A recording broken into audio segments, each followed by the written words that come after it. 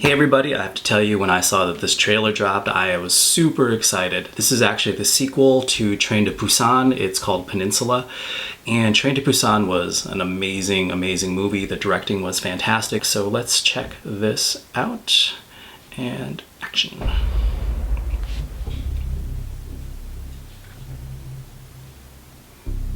Oh, they're soldiers, night vision.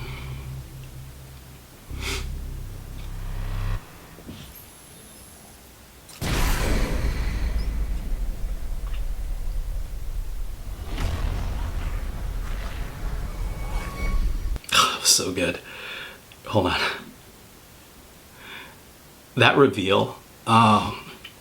So as a director, I have a friend of mine his name's Larry. He's won an Oscar award for cinematography. A DP or cinematographer, basically the same thing. He won it for Monster, and he just recently did Joker.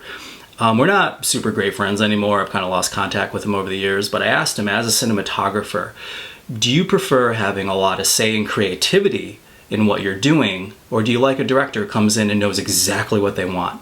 He said that he prefers having some say in creativity, but he's worked with like Ridley Scott before, who's incredibly knows everything, and he says, I need this lens, this shot, this lighting, and in that way he's just sort of does what the director wants. I'm kind of more like Ridley Scott, and the reason is because I feel like if you're a director and you don't know what you want, and you don't have a focus, and you don't have a vision, why are you the director to begin with? So I believe that this shot was probably composed by the director, and that cool review with the lighting, that reveal is amazing. You have to always think about this kind of stuff visually when you're visually telling a story. It's good visual storytelling.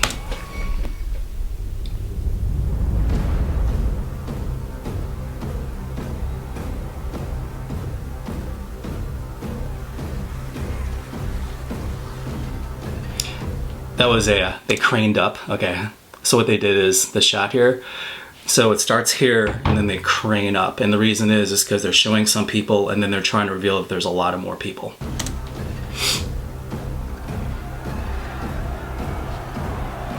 This lighting is amazing. Ooh, it's good.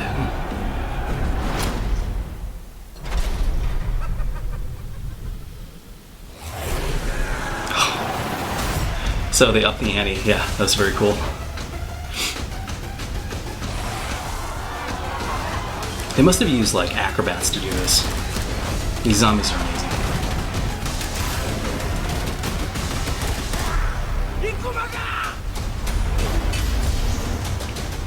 Do you feel how claustrophobic that feels? Like everyone's filling the entire frame. It just makes you feel claustrophobic.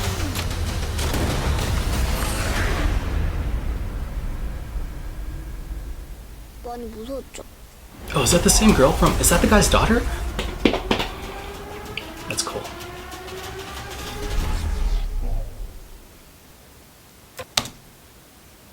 Is this coming out on Netflix? It's interesting. That was amazing. From a filmmaking standpoint, looks awesome. Those shots are awesome. And like I said, like the visual tableau, because what you want to do is like, so I took a lot of art classes when I was in school. Like I started off as an art major, painting and drawing when I was in high school.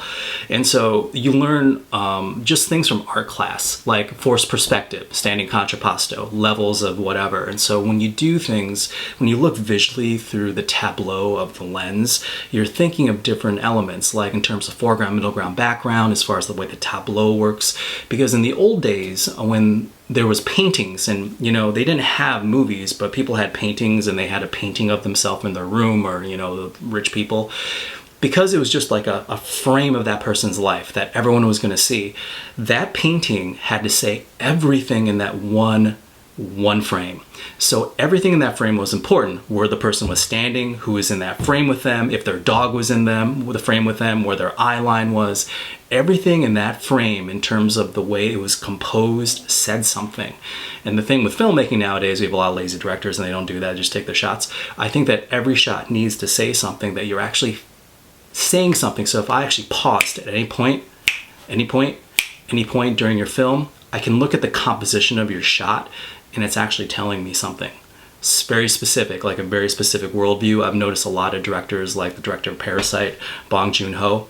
he has so many layers of thought processes behind how he does every single shot. It's marrying technicality with creativity, which is very, very, very important.